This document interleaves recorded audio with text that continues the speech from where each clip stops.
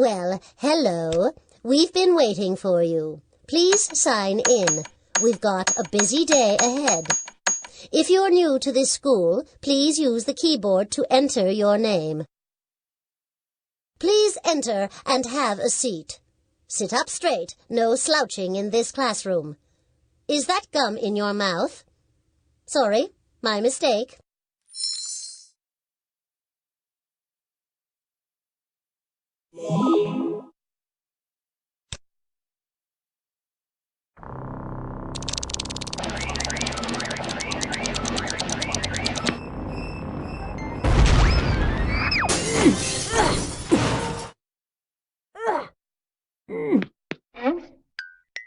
If Professor Sparks had meant for me to fly, he'd have given me wings.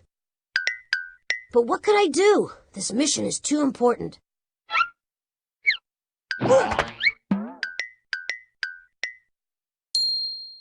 You startled me. I didn't think anyone would be here. Hey, you've got that, transquisor. Now be careful with that thing. Don't drop it. The future of the world may depend on that little machine in your hands. That is, if I'm not too late. There's just so little time and so much to do.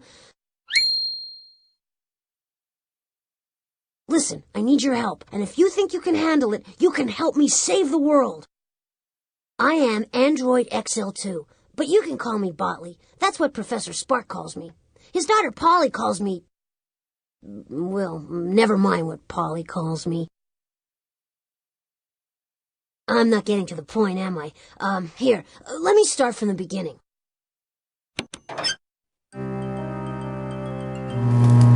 This morning, Polly's father, he left for another one of his famous inventors' conventions, and he programmed me to keep an eye on Polly. I'm supposed to keep her out of trouble. With Polly, that's always tough. But today, it was impossible. After coming home from school and madder than I've ever seen her, Polly locked herself in her father's secret chamber. Now, I really shouldn't tell you this because I've been programmed for secrecy, but this being a world emergency and all, well... The professor has an honest-to-goodness time machine up there, and it really works. Not only that, but Polly sent 25 of the other androids back in time. The whole world is changing, and the changes of Polly written all over them. Cars don't exist anymore, and now everyone has to travel by pogo stick. An orangutan has just been elected president of the United States in a landslide. And the Statue of Liberty is now the Statue of Licorice.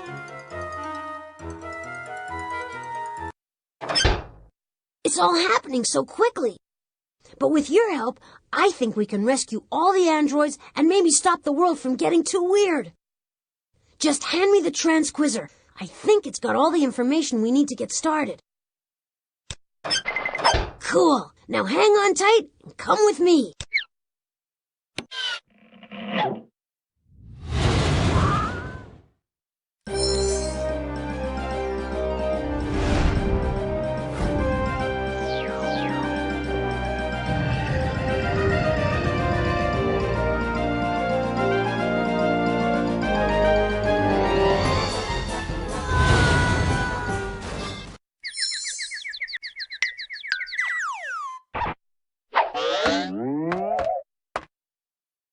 Well, this is it. Home sweet home. Polly should be inside.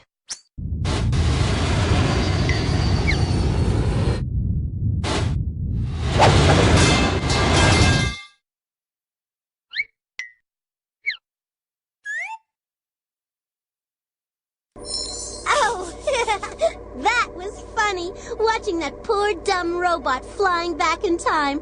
I couldn't ask for a better way to spend the afternoon. In another day, the world will see the dawning of Polly's planet. Whoops! It seems there's someone at the door. Let's take a little peek. Oh, it's only Botley. He knows I don't like to be disturbed when I'm working. It breaks my concentration. Okay, let's see what he wants. This might be fun. Oh, Snotley, you're back. I've been looking for you. My name is Botley. I can see you've brought help. And you've got the transquizzer. She knows we need it to save the world. Didn't my father teach you it's rude to tell secrets, Rotley? Well, I suppose he's told you his side of everything. But what does he know? Today, when I was at school, the teacher handed us a surprise quiz. I already knew all the answers, and she knew I knew them. So, just to have some fun, I made up my own answers to that dumb old quiz. But instead of laughing like she was supposed to, she gave me a big fat 0. I felt faint and short of breath. No one's ever given me a 0 before. Well, that's not quite true, Polly. I remember just 2 weeks ago. Be quiet, Plotley. This is my story. Anyway, after getting my first 0 ever, I got the most brilliant idea. Instead of settling for a bad grade, I changed history to match my answers. So you sent 25 of your father's robots back in time to change history? How could you do that, Polly? Please, Spotley, if you're so scared, why don't you just bring him back yourself? You've got my transquizzer. Now all you need are the questions on my history quiz. To make it so easy even you can figure it out, I'll leave the disc with the first part of the test on the first floor. That's 5 questions total. Just plug that disc into the transquizzer. Then figuring out where I sent the robots should be simple. Oh, by the way, you have to get in the house first. And I've changed the locks. Good luck! Oh, that's just great. How are we going to get into the mountain? You see, the professor's lock system only opens when you reproduce the chimes you hear. Ring the doorbell to start the chimes. That will start the unlocking mechanism. Just listen closely and repeat what you've heard by clicking on the correct door panels.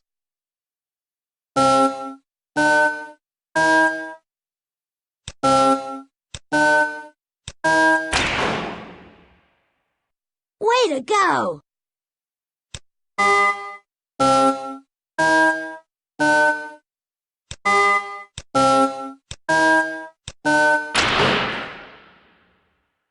You're doing great!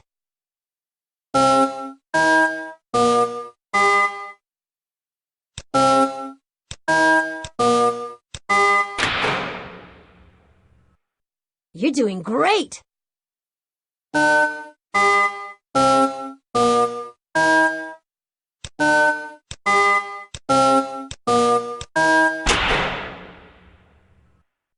Way to go!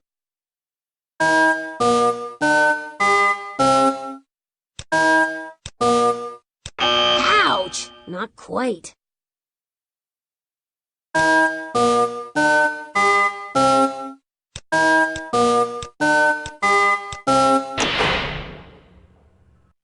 Only one more lock to go.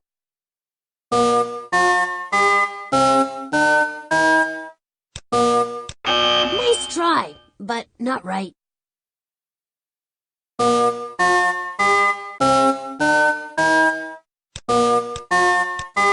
Ouch! Not quite.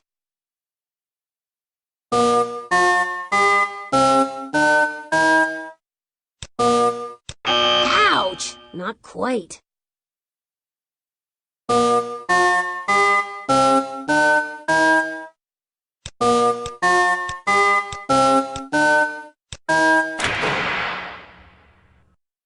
That's it, you open the door.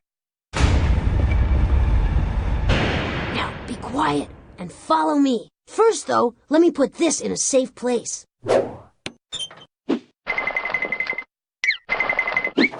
It's the utility belt that Professor Spark designed for me, and it's quite an achievement. Over there's a button that will take you out of any room in the mountain. The indicator next to it tells you how much energy is left to power the mountain. Now, if you ever need assistance, push on this button, and I'll do what I can to help. In the middle of the belt is the inventory. That's where we can store things we find in the mountain. The transquizzer, for instance. Professor Spark has set up a lot of games inside the mountain for Polly, me, and the other robots. If you click on this button, you can make some of them harder or easier to play. Finally, this score keeps track of how many invention points we earn. By opening the door, you've already earned a few points. Now, our destiny. This is the professor's home and laboratory. It's an entirely self-sufficient environment. We don't have to leave the mountain for anything. The professor even included recreational and cultural activities so he and Polly wouldn't get bored. Over there's the kitchen where we feature the very finest robot cuisine. Back there's the art gallery. Through that door is the music hall. When Polly takes her weekly music lesson there, the whole place clears out. Behind that door are stairs leading to the professor's jumbo electro generator. If necessary, we might have to go down there to power up. Finally, that stairway leads to the upper floors, filled with the professor's inventions. His most amazing invention, the time machine, is at the very top. Maybe later we'll have time to explore, but now we have to stop Polly from making the world too weird. To do that, we need to find that quiz disc. Hey, there it is! Pull out the transquizzer by clicking on the inventory button on the utility belt. All right, it looks like the disc should be inserted in the slot near the top of the transquizzer. Good morning, Polly. I hope you've studied for the quiz today. You may have a lot of natural ability, but even geniuses need to study. That's Polly's teacher, Ms. Winkle. At that school on the hill, everything's state-of-the-art. All the quizzes are personalized, programmed, and videotaped by the teacher. Pretty cool, huh? Now, today's quiz is all about inventions and discoveries, something you should know plenty about, Polly. But no fair asking your father for help. There are 25 questions total, Polly, 5 on each of the 5 discs I've passed out to you and the rest of the class. That's 5 different levels. So, sit up straight, put on your thinking cap, and select your first question. Okay. What we should do first is select one of the quiz questions. Just click on any one of the 5 buttons near the bottom of the transquizzer. Since we've got to bring all the robots back, the order doesn't really matter.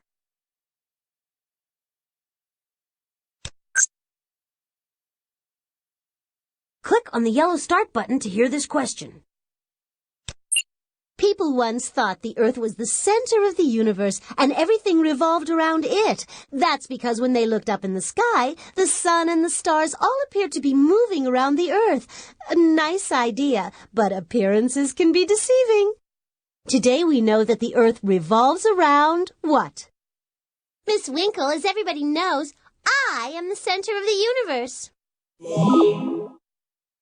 Yes, Polly, you're exactly right. The whole world revolves around you.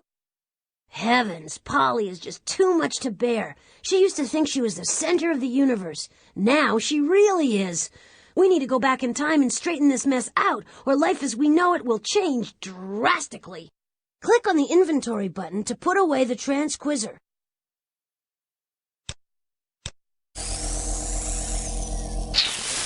Well, it just so happens, Sotley, that I realized long ago that you would try to mess up my work, so I covered my tracks by hiding clues all over the mountain. 4 clues total. Well, Polly, okay.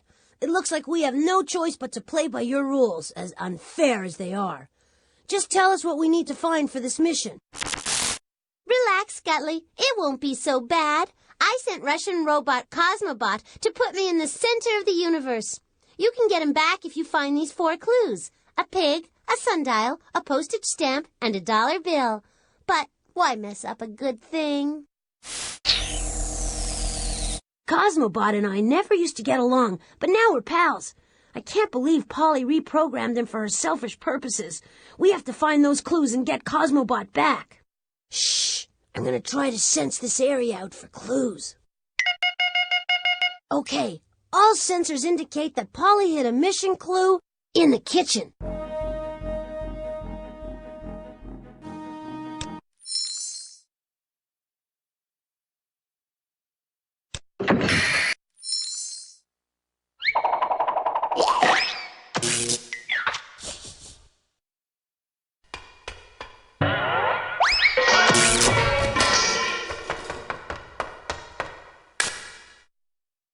This is the mountain's electric generator. Pretty impressive, huh? Professor Spark invented it so that he could produce all the electricity he needs to run the gadgets here in the mountain. And believe me, this place needs a lot of juice. It basically runs with batteries, but these aren't like the batteries on your flashlight at home. When used in the correct combinations, these batteries pack a big enough wallop to kick this generator into gear. See the monitors on those tubes? Each one has a specific battery requirement, so that when magnified together, the batteries are equal to the value on the monitor. The trick is to pick the right combination of two batteries. When you get all the batteries in place, the generator will produce electricity. You have to think fast, though, and work your way through both rings to get the generator going, because those batteries will run out of juice if you make them pull all the weight for too long. Okay, now you do it. Put the correct batteries in place.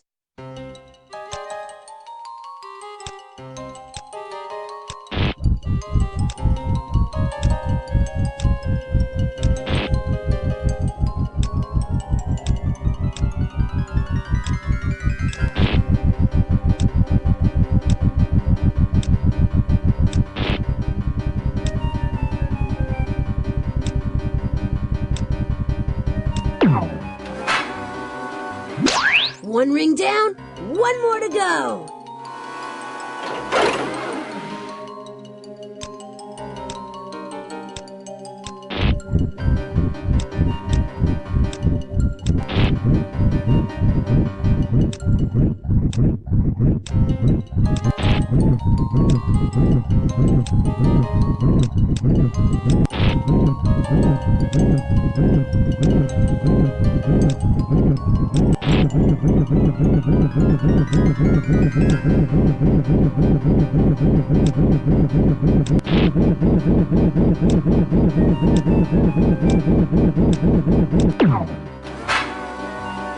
Fantastic! You finished the second ring. Now hold on tight, because we're about to get a mega power surge.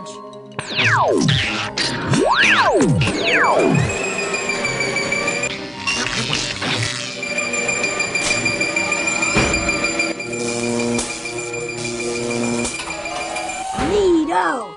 Now back upstairs to foil Polly.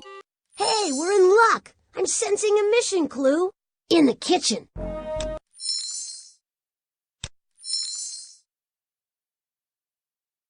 This is the door to the kitchen. Everyone eats here. Polly, her dad, and of course, all us robots. The professor put a lock on it months ago because some of the robots were getting a little gluttonous. I mean, they'd eat all the time if they could. I used to know the combination, but it looks like Polly's changed this lock. You can figure out the combination if you can figure out the math problems that appear on the door. That's Mort peeking out from inside. He's one of the nicer robots around here, but he gets a little cranky when he hasn't eaten. Thank goodness you're here. My stomach's rumbling, and I don't know how to cook. Click on the arrows on the tiles at the bottom of the equation. The up arrows will increase the number. The down arrows will decrease it. When you think you've got the correct number in the tile, click the glowing Enter button beneath it. If you want, you can also enter numbers using your keyboard. Then press Enter.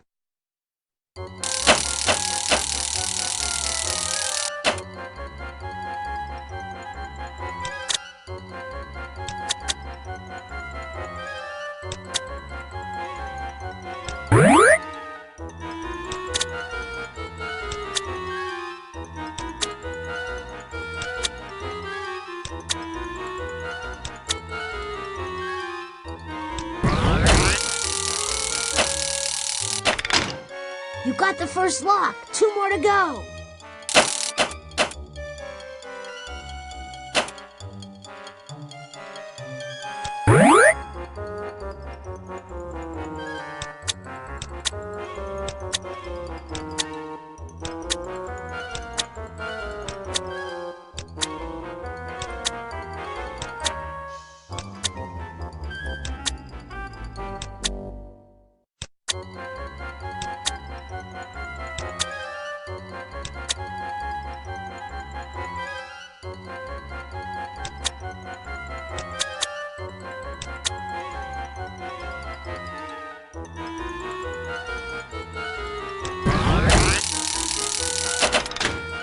All right, you got 2 locks. Just 1 more.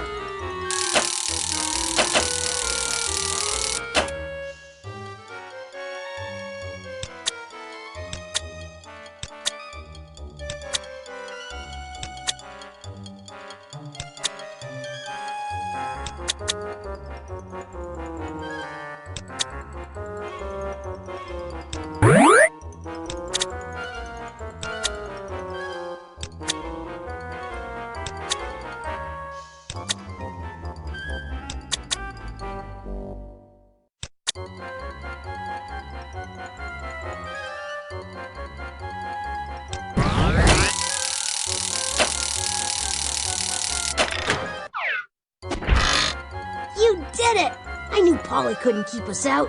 This is Professor Sparks' kitchen, but I doubt your kitchen is anything like this unless you happen to have lots of hungry robots hanging around your house. See that machine in the middle of the room? It's the robot feeder. 2 things you should know about robots. 1, they're usually hungry. And 2, their table manners are atrocious. Around now, I'd normally be hungry enough to eat a '57 Chevy, but Polly's behavior has made me lose my appetite. Hey, if you can't stand the heat, get out of the kitchen, Botley. Of course, if you do leave, you won't be able to find the mission clue I've hidden in here. If you want, you can click around the kitchen to check out some of the cool stuff in here. But to feed Mort and help save the world, click on the feeding machine. I have to warn you, though, watch your fingers and toes around hungry robots.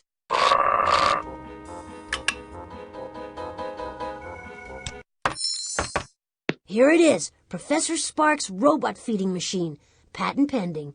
I've wandered in here for a midnight snack many times myself, but now it looks like we've got to feed Mort. Yes, Botley, it's time for a little snack. After Mort calls for a snack, he'll tell you what toppings he wants on it, and exactly how much of each topping he wants. When you turn on the machine, Mort's robot bowl will move along the conveyor belt in front of me, while the toppings move along the conveyor belts behind me. What you need to do is measure each of the toppings and drop exactly what Mort wants in his bowl. So, what'll it be tonight, Monsieur Mort? Oh, I know. May I please have buttery mashed potatoes? And that goes great with spark plugs, melted cheese, salt, and fresh carrot juice. Good thing you have a cast iron stomach, Mort. Now click on the on-off switch in front of the feeding machine, and I'll crank this baby into gear. Enjoy!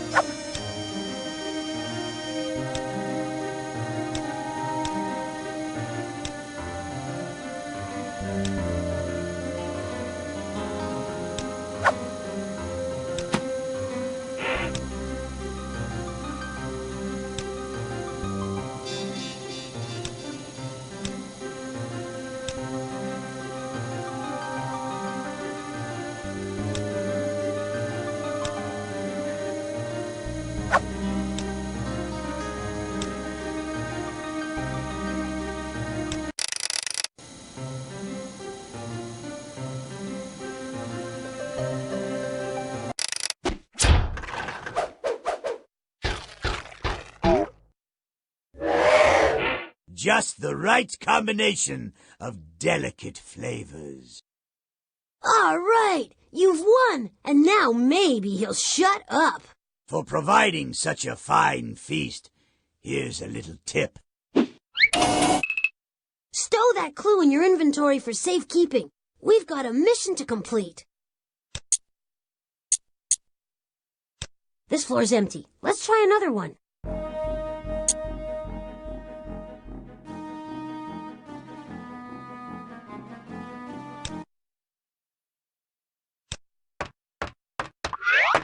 You'll see that as we go up higher in the mountain, the professor's inventions get more secret and bizarre. Here we have the professor's delicate biosphere. And over there, we have the professor's shrinkomatic, an easy way to shed a few robot pounds. That tram there will take us even further up into the mountain, and to some of the professor's other inventions, including his famous time machine. If you want to go back to the first floor, click on these stairs. Quiet now. I'm going to sense out this area. Okay, all sensors indicate that Polly hit a mission clue in the shrinking machine room.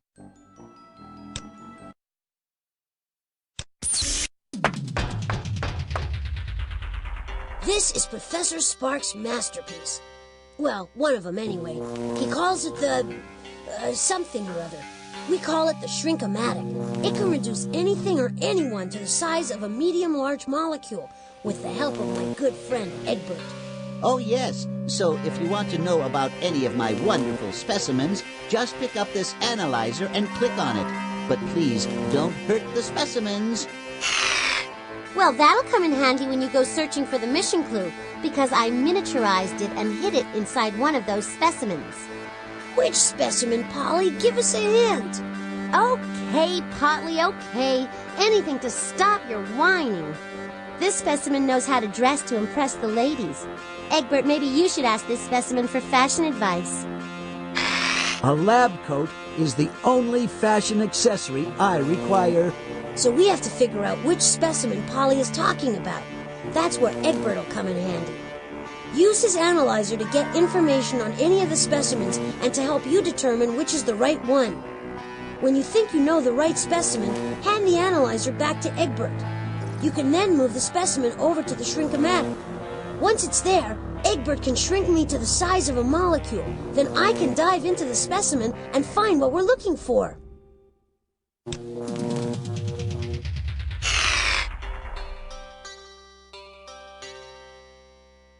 Caterpillar.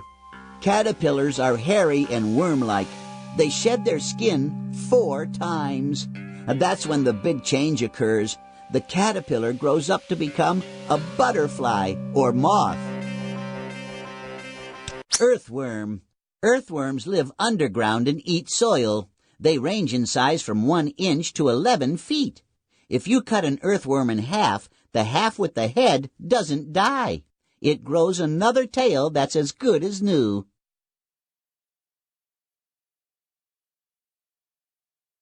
Jellyfish. Jellyfish have soft bodies with long tentacles. The tentacles of a jellyfish contain a powerful poison that stings and paralyzes its prey. Sea slugs absorb jellyfish poison and use it to protect themselves against their enemies.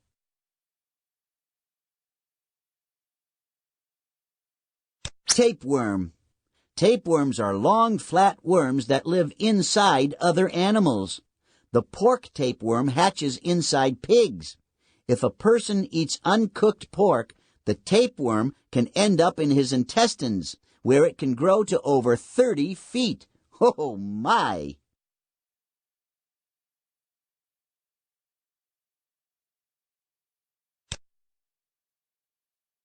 Newt. Newts are small salamanders that are born in water and live their lives on land. When it's time to mate, the male newt becomes brighter and grows a crest of skin on its back to impress the female newt.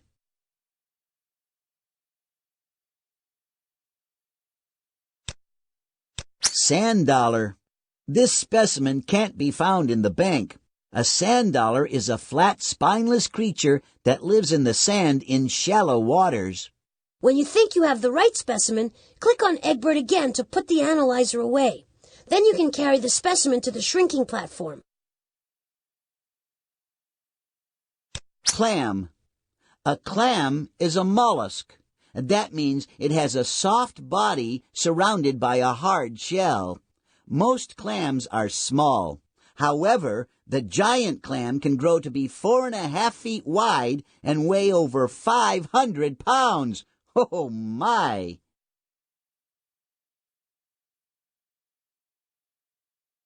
Slug. A slug looks like a snail that came out of its shell. Because it lacks a shell, a slug is easy pickings by its enemies.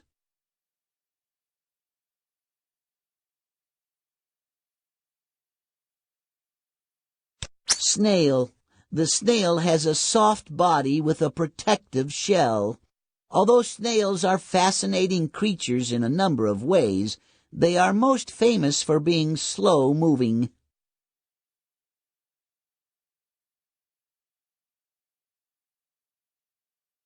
Starfish. The starfish crawls at the bottom of the seafloor with its 5 arms. If a starfish loses its arm, it can grow a new one.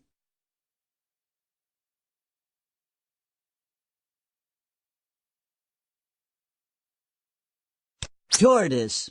Turtles and tortoises are the only reptiles with shells. The tortoise lives on land. It lives a long life, sometimes up to 150 years.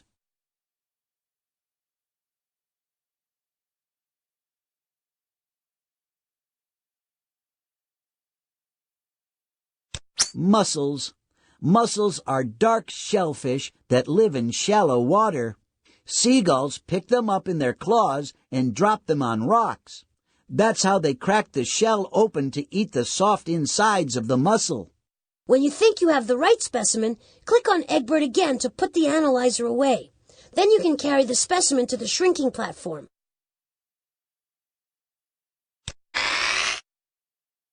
Do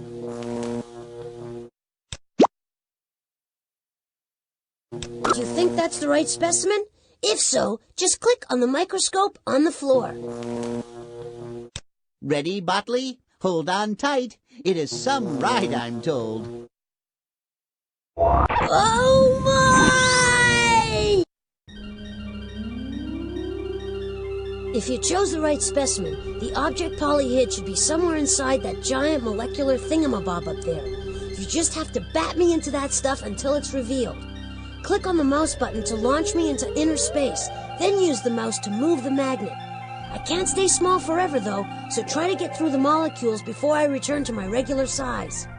I won't last more than 10 rounds in here, so you have to work quick. Click on the mouse to launch me.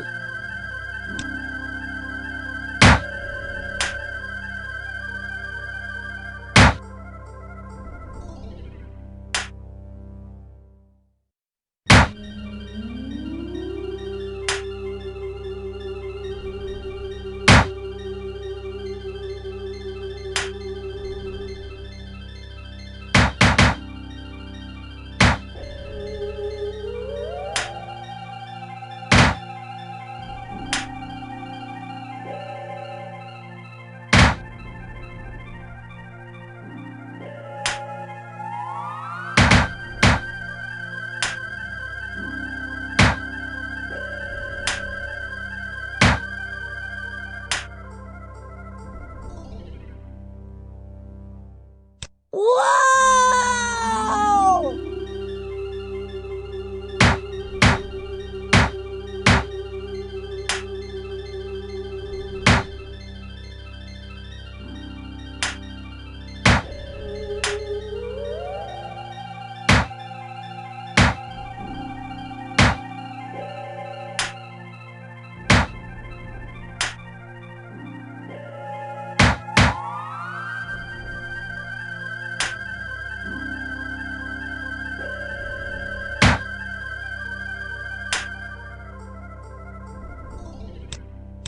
Ouch, ouch, ouch, ouch, ouch, ouch, that's smart.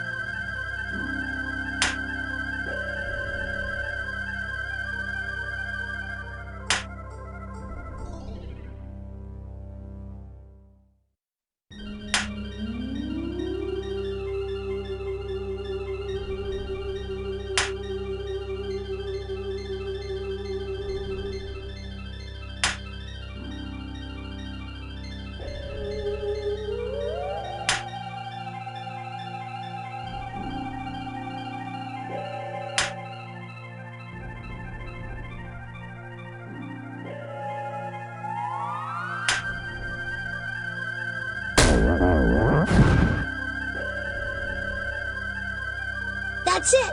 Take the clue and put it in your inventory. Then, on to complete this mission. I think we should go to another floor. There are no mission clues here.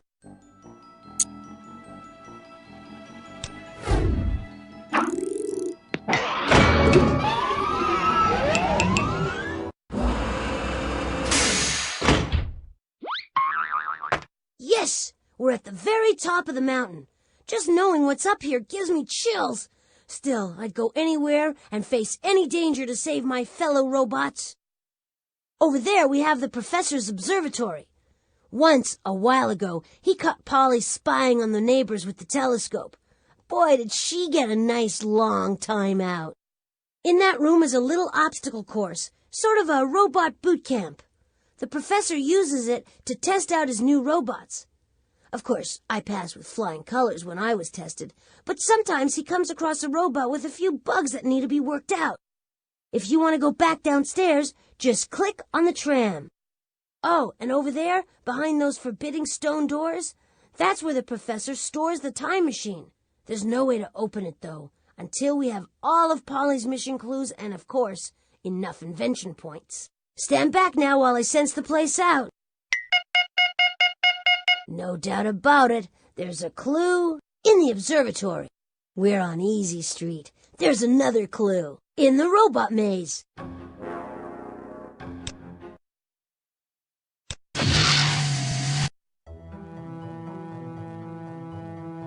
NASA has nothing over Professor Spark.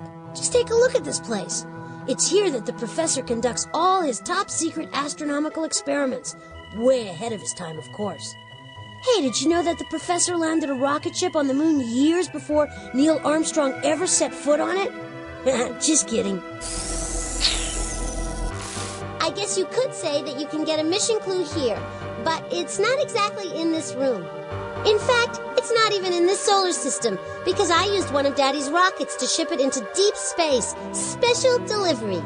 You won't find it by just looking around the void. You'll have to figure out exactly where to look. How do we do that, Polly? Space is a big place. Well, just because I'm such a nice girl, I'll give you a teeny-weeny hint. There you go. I just sent the hint flying off toward the new black hole Daddy recently discovered. If you really work fast, you might rescue the hint before it gets sucked up into another dimension. Then again, maybe you'll fail. Scary, huh? Don't worry, we might have a chance. Professor Spark recently launched a whole series of space probes into the black hole. I think we can use it to intercept Polly's radio transmission. Just click on the telescope and we'll get started.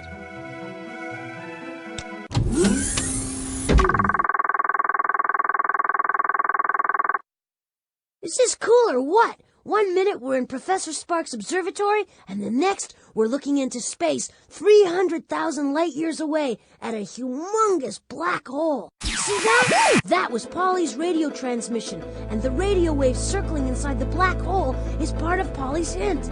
Unless you blast it out of there, it's going to get sucked into a different dimension. That's one of Professor Spark's space probes. Don't worry, it's strong enough to resist the intense gravitational pull of the black hole, and it packs laser beams powerful enough to knock Polly's radio transmission to safety. You can actually spin the ship by using the arrow keys on your keyboard. To shoot the ship's laser beam, press the spacebar on your keyboard. Whenever you hit a radio transmission packet head-on, you'll knock it 1 light year away from the center of the black hole. When you collect 4 radio packets, you've got Polly's entire hint, ready for unscrambling.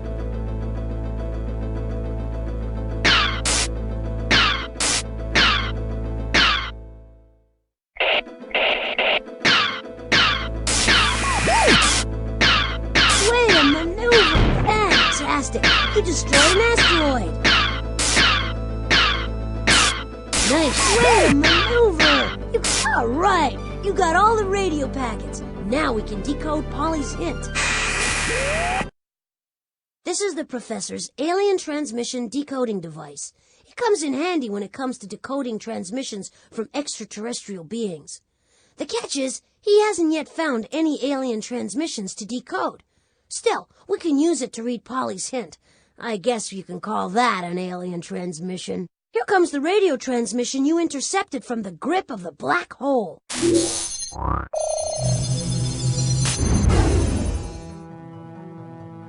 What a drag. Polly's hint is all scrambled.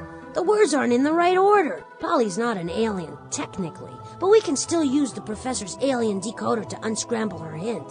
What you need to do is rearrange the words so they create a sentence that makes sense. You know, a subject is usually followed by a verb and all that stuff you learned at school.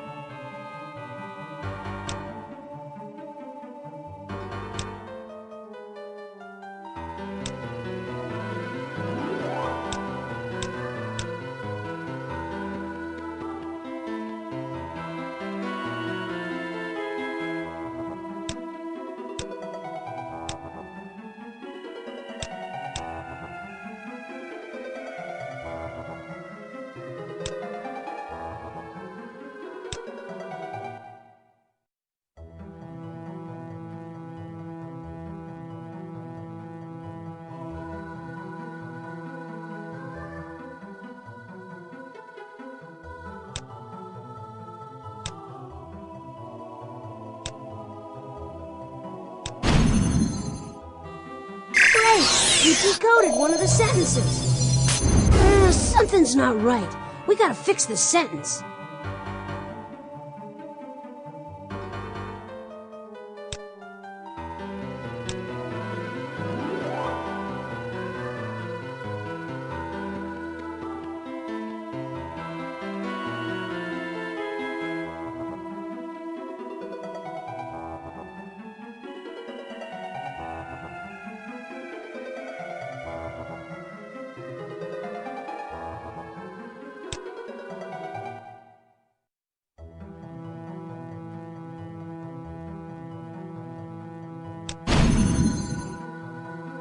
You make good sense out of that messy sentence. Not done yet. There's more to figure out.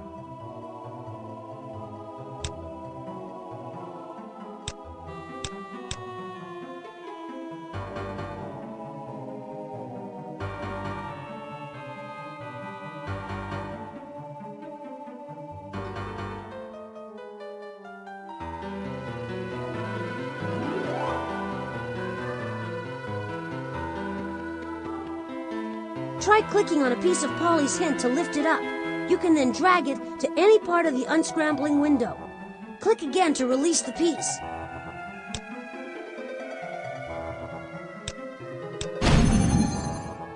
Great! You decoded one of the sentences. Okay, now here's the next piece of Polly's clue.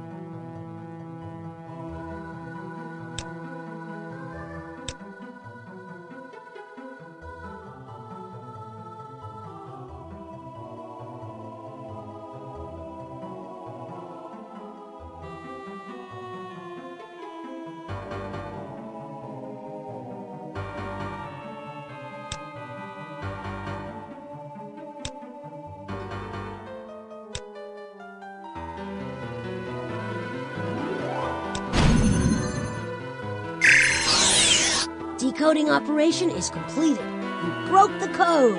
I made the days longer than the nights. I made flowers grow tall and days grow warm. How did I do all these things? I brought spring to ancient people. Great! You unscrambled Polly's hint.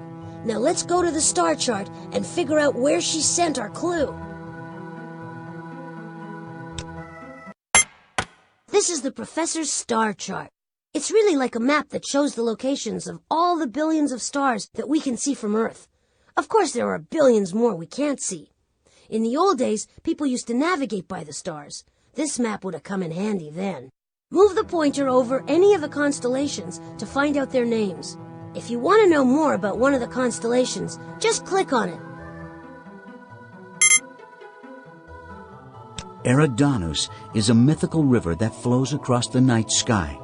When once the son of Helios, god of the sun, steered his father's chariot too close to the earth, Zeus shot a thunderbolt out of the sky, and the son of Helios fell into the river Eridanus.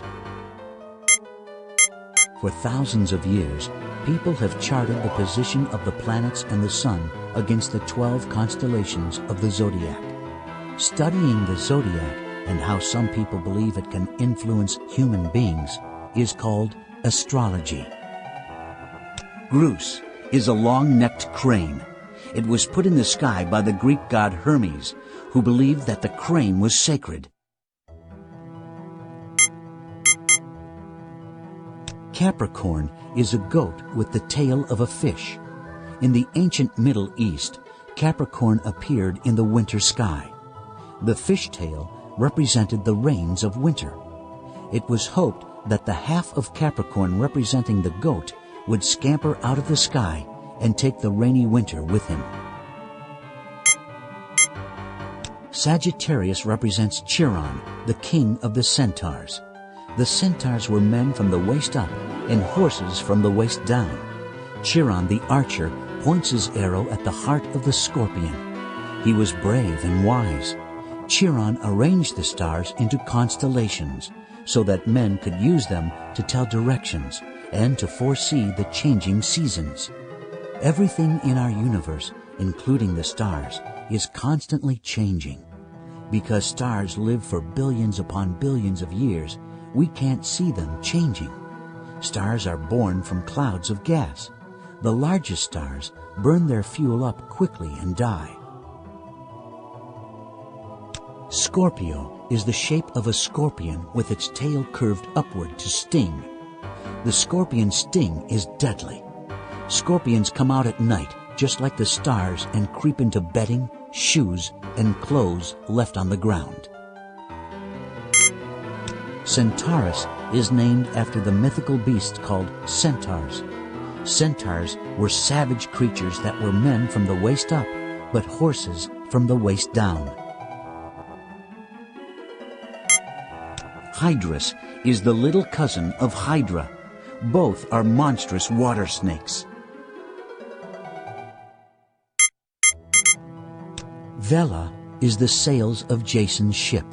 The wind of the heavens guides the ship through the starry night sky. Pyxis is a ship's compass. It guides Jason and the Argonauts on their perpetual journey through the heavens. Orion the Hunter is the brightest constellation in the winter sky, and in Greek mythology, the most handsome man in the world. He is the easiest to pick out. Look for his uplifted club in one hand, his feet widespread, and his belt around his waist. Millions of years. Cancer is the Latin name for crab. Can you see the crab's claws? Cancer is also the dimmest constellation in the zodiac. It is almost impossible to see with the naked eye. In Greek mythology, Cancer was a crab that was sent by the gods to attack Hercules. But because he was so powerful, Hercules crushed the crab after it bit him on the foot. Gemini means twins. This constellation is named after Castor and Pollux. Castor and Pollux were mythical twin brothers. The ancient Greeks and Romans prayed to Castor and Pollux to help them win battles and to rescue them from shipwrecks. Ursa Minor is the little cousin of Ursa Major. Known as the Little Bear, Ursa Minor looks like a small version of the Big Dipper. That's why it's called the Little Dipper.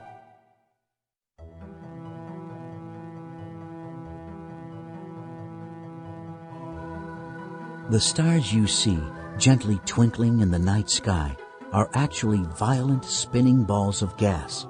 Gravity holds the gases together. As the gases burn, they create heat and light. The hottest stars are blue in color. Yellow stars, such as our sun, are cooler. Draco is the dragon who guarded the golden apples of Hera, queen of the Greek gods. When Hercules was ordered to steal the golden apples, he first had to kill Draco with a poison arrow. Lyra looks like a small harp called a lyre. According to Greek legend, the lyre was invented by the god Hermes. Hermes found an empty turtle shell on the ground and stretched strings across the empty shell. Hermes loved to pluck the strings of his instrument. Stars that are 3 times bigger than our sun die a strange death. At the end of their lives, they collapse into themselves. The force of gravity becomes so strong that nothing, not even light, can escape. We call such stars black holes. Cygnus is the swan who flies through the night sky with his long neck. The star Deneb is one of the brightest stars you can see. It shines with the light of 10,000 suns. It is 1,630 light years away, which is a very long way to fly. Scientists believe that 15,000 million years ago, all matter, energy, space, and time were created in a large explosion called the Big Bang. At that moment, the universe began to expand, and it's still expanding today. Hercules stands in the night sky, holding a mighty club, his favorite weapon. In Greek mythology, he was the son of a god and a mortal who grew up to surpass all other men in size, strength, and fighting skill. The Greeks believed that Hercules killed the lion Leo. The universe is everything humans can think of, and plenty more besides. It includes the stars, the planets, and the moons. Many scientists think the universe was created by a colossal explosion called the Big Bang.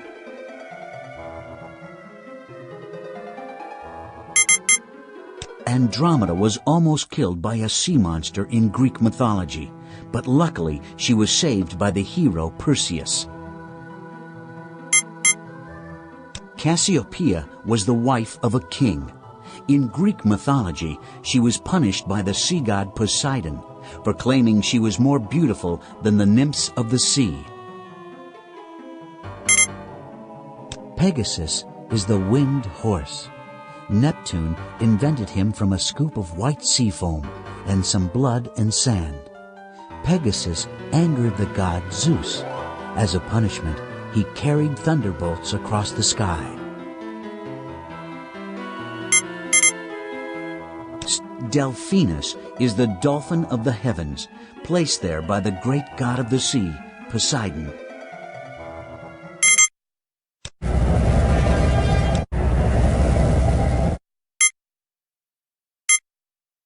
Leo the lion is the 5th constellation in the zodiac.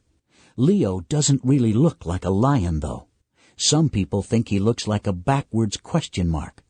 In Greek mythology, Leo was a monstrous beast who came down to earth as a shooting star. Leo then began eating every person and animal in sight before Hercules destroyed it. The Milky Way is a spiral-shaped galaxy that is home to our star, the Sun, and 500 million other stars. The Milky Way got its name because its stars look like a splash of milk against the night sky. Virgo was a beautiful young woman who in Greek mythology left the earth because humans acted so badly. Virgo's star, Spica, is one of the brightest stars in the sky. It shines 1,400 times brighter than the sun, but its light travels over 200 years to reach Earth. The zodiac is the name for 12 ancient constellations. Some people believe that the positions of the sun and the planets against this starry background can change their destiny.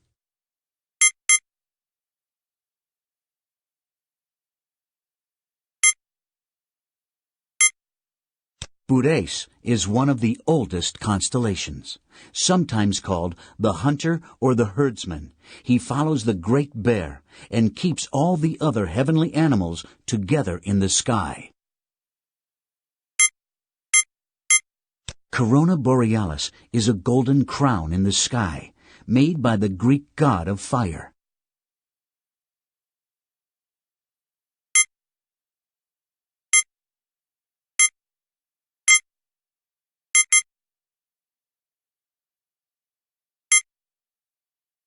The stars you see, gently twinkling in the night sky, are actually violent spinning balls of gas.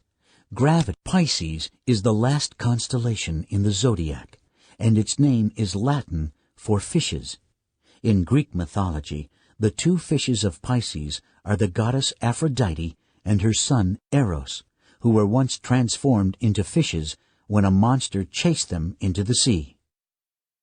Thousands of years ago, the first astronomers mapped the starry sky by connecting the dots into patterns. Although it takes a lot of imagination to see the mythological animals and people they saw, we still use the same patterns today. Aries looks like a powerful ram, but its stars don't twinkle brightly. Still, it was the most important constellation to ancient people. When Aries appeared in the sky just before dawn, people knew that winter was coming to an end. Way to go! You picked the right constellation, and now the ship is heading back here. We've made contact! Hey, that was great. Click on the clue and drag it to the inventory so we can get on with saving the world.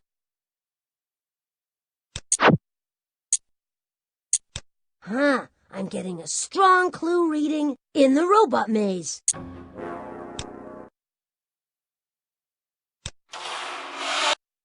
This is the most dangerous part of the mountain. That's why Professor Spark uses it as an obstacle course for testing out new robots.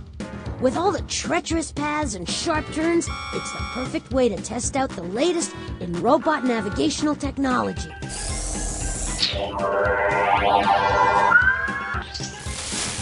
You're right, Motley. That little box down there contains the mission clue you so desperately need.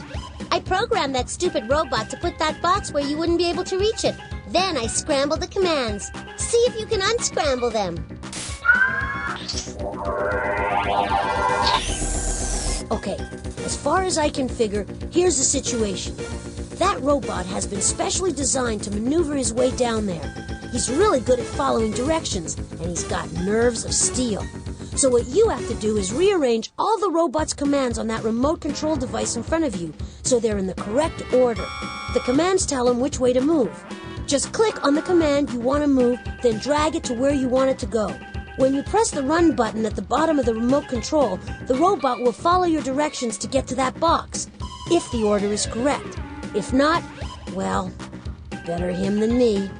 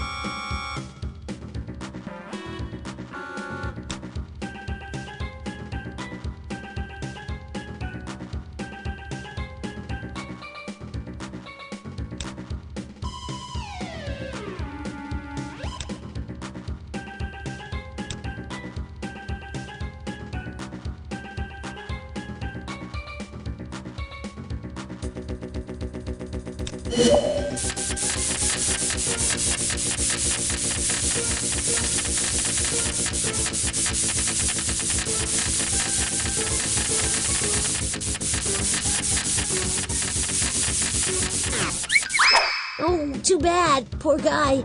He's either really brave or really stupid. Now you can arrange the commands in a different order and run the program again.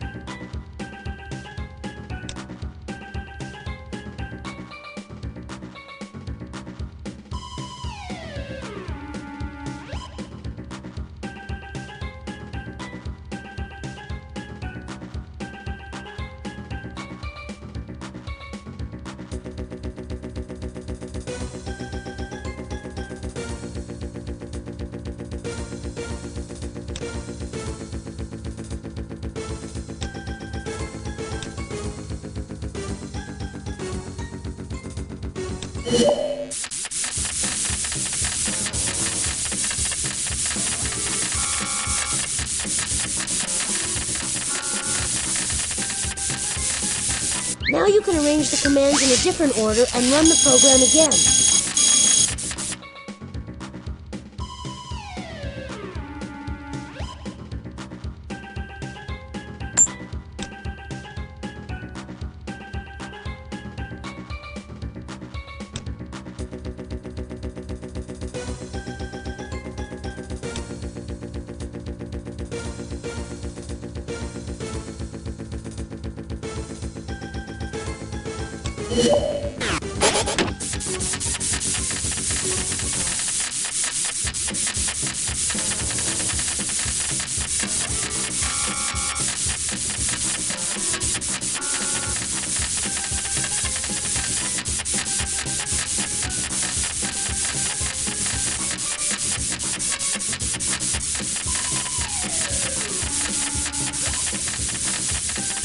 Now you can arrange the commands in a different order and run the program again. To move any of the commands, click on one, then drag it to where you want it to go.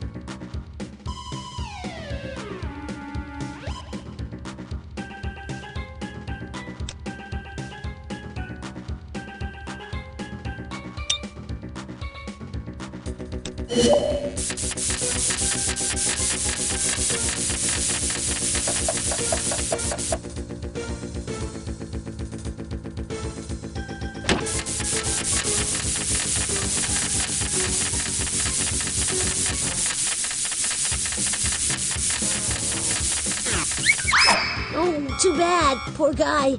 He's either really brave or really stupid. Now you can arrange the commands in a different order and run the program again.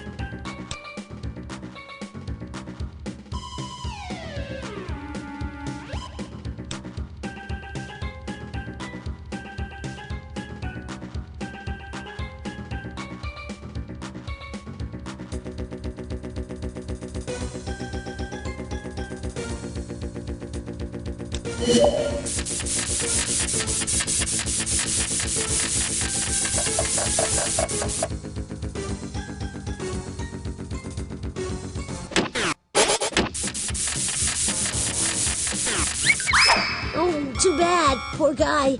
He's either really brave or really stupid. Now you can arrange the commands in a different order and run the program again.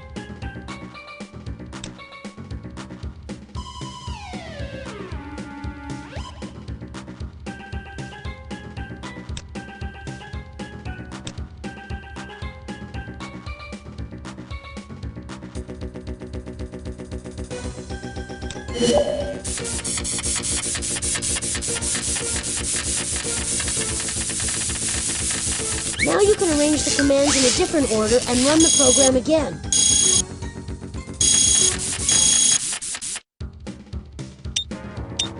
The compass points on the back wall show you which direction is north, south, east, and west.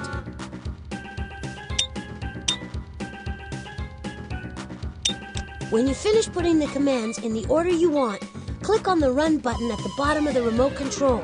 That'll turn on the robot and start it moving. Don't worry if your program doesn't work the first time, because you can always try again.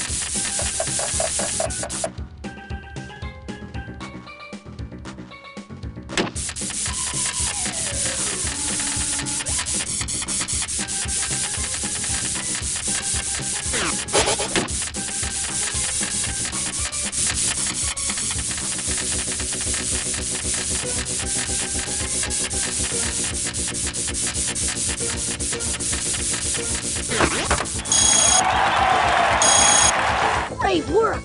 The robot reached its destination, and we have our object. Who's laughing now, Polly? Just put the clue in the inventory, and let's beat a path out of this place. I hope you're ready for more adventure, because we're ready to get into the time machine. Just click on the door and back.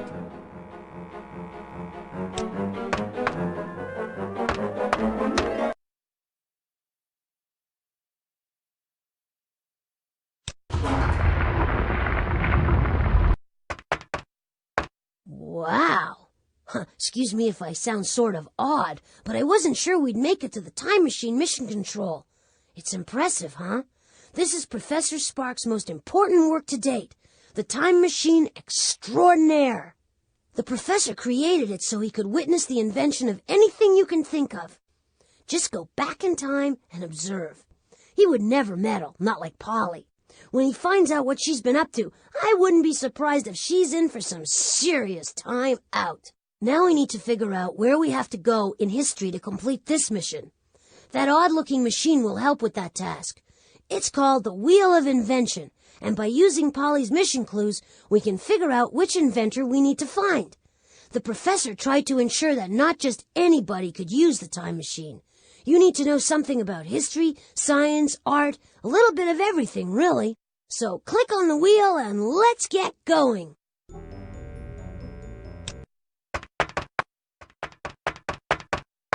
We finally made it! This is where we bring everything together and figure out how to find the robot that Polly sent back in time. This is the professor's Wheel of Invention. It's an obstacle to the time machine. You see, some of the robots kept wanting to travel back in time to taunt the early computers, but you can't have that. So the professor devised a little quiz that's too difficult for the robots. But hopefully it's not too difficult for you. Oh, brother. Polly's reprogrammed the wheel so it's no longer just a quiz. It's a quiz show! It seems the show's called Pollywood Squares.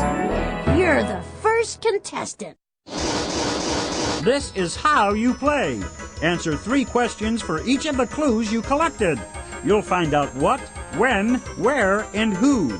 All the information you need to create a profile of your mission. Once the game begins, you gotta work fast and try to answer each question on the first try.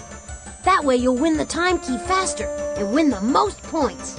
Ready, set, okay, let's begin. Just click the on button to start.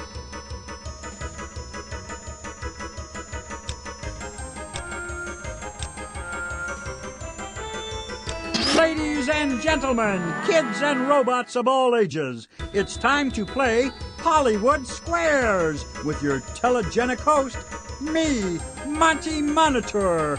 Answer all the questions correctly, and you'll be sent back in time, all expenses paid, to rescue poor Cosmobot. Your first clue is a pork chop. The pork chop will show you what your mission is all about. I love pork chops, and I'm not the only one. Pork chops can be found in cuisines all around the world. Pork chops come from which farm animals?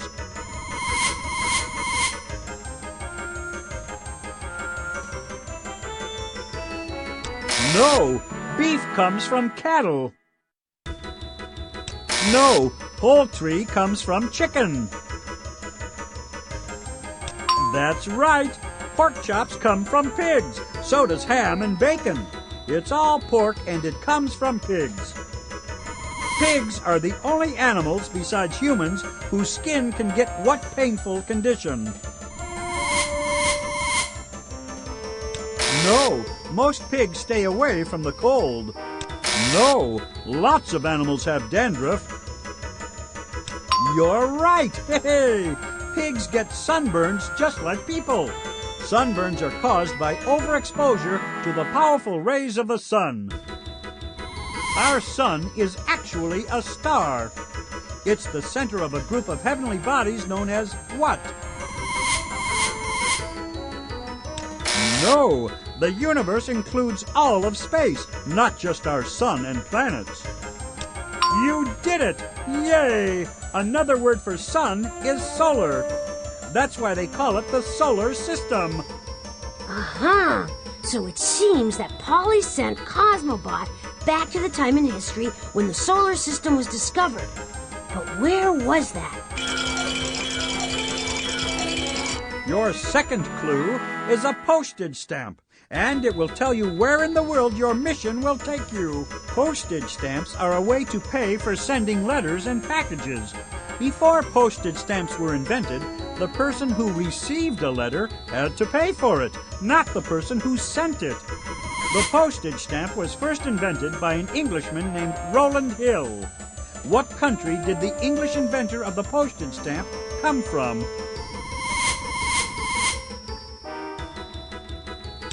No, he was English, not American.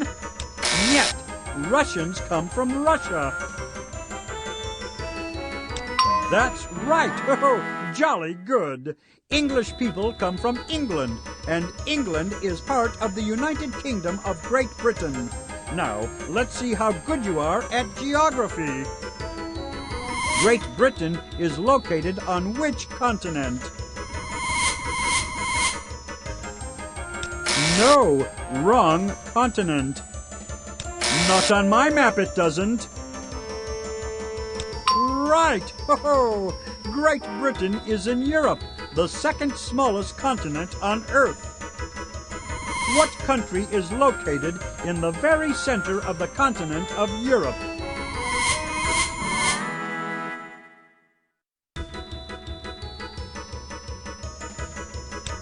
No, Great Britain is a group of islands off the coast of Europe. France is in Western Europe. Correct! Yes! Poland is a large country in the center of Europe. Polish people make delicious pork sausages and dance to a unique style of music called polka. Poland's also the place where the solar system was first discovered. Thanks, Monty. We now know that the solar system was discovered in Poland. What we don't know is when it was discovered and by whom. The third clue is a dollar bill. It will tell you when in history the solar system was discovered. If you had $1 million bills, you'd be a millionaire. The first kid ever to earn $1 million was a famous movie star named Shirley Temple. The dollar gets its name from a coin once used in a European country, known for its mountains, castles, beer, and frankfurters. Which country was that?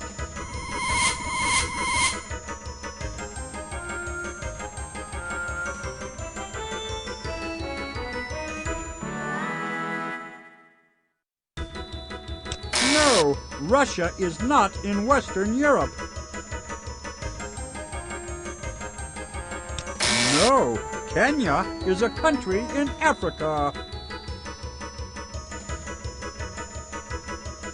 Wunderbar! In Germany, the coin they call the dollar was made out of a precious metal. Precious metals are metals that are not commonly found on Earth. Which of the following metals is a precious metal? No, tin is used for making cans. No, steel is used for building large things.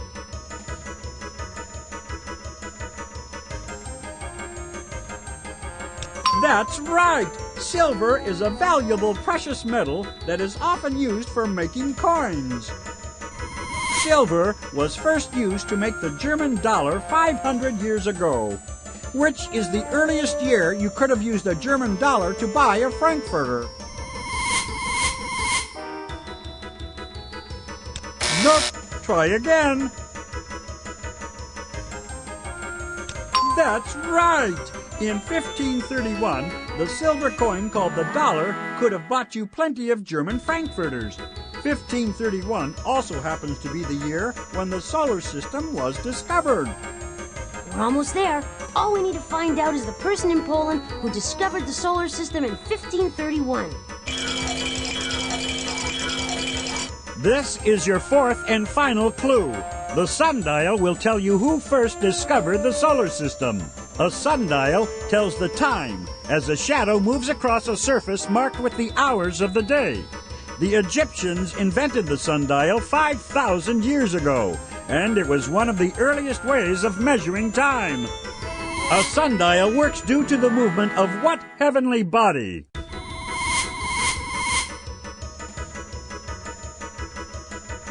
No! Try again. You are correct! Ha ha! Even though the sun creates the shadow that moves across a sundial, it's really the Earth that's moving, not the sun. While the Earth spins, it also moves around the sun. What is the Earth's movement around the sun called? No, try again. No! A rotation is the Earth spinning on its axis, which it does once a day. That's right! Ha ha! The Earth revolves around the sun. It takes 1 year to make one revolution. Who discovered that the Earth revolves around the sun? No, King Tutankhamun was a great Egyptian king. The Egyptians thought the sun moved, not the Earth.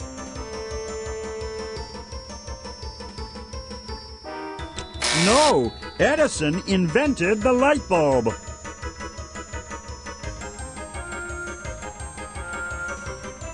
Right you are! Copernicus was the Polish astronomer who discovered the solar system in 1531. Before his discovery, people thought that everything revolved around the Earth. Okie dokie, we got all the information we need. Now, on to the time machine. We've got to go to Poland in 1531 before Polly messes up Copernicus's discovery. We certainly don't want the Earth to revolve around Polly any more than it already does.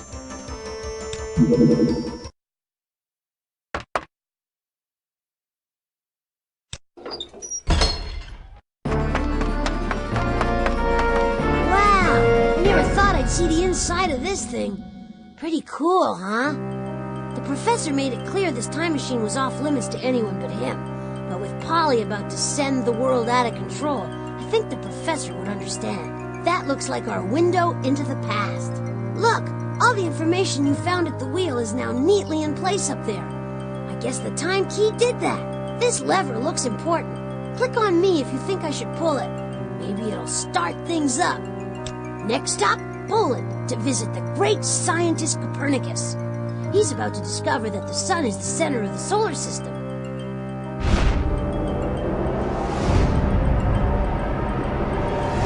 There's Copernicus on the brink of making his great discovery. But look, Polly Polly has reprogrammed the Russian robot Cosmobot to paint her picture on the model of the sun. Nyet, Cosmobot, nyet! Thanks to Cosmobot, Copernicus has decided that the Earth revolves around Polly. And we thought she had a swelled head before. Hit the recall button! It's our only chance! Wow, we did it! Cosmobot's back home and the cosmos is back in order. Make sure your seat backs are in their upright locked positions while I take us home.